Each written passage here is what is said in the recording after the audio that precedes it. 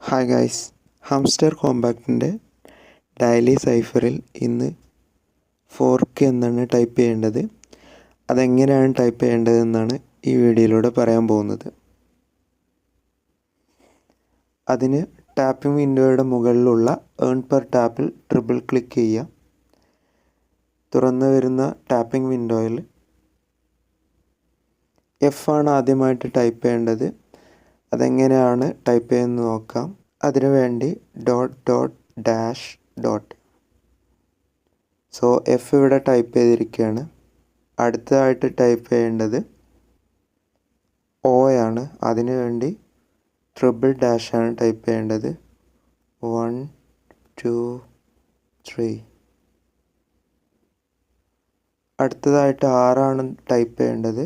അതിനുവേണ്ടി .ഡോട്ട്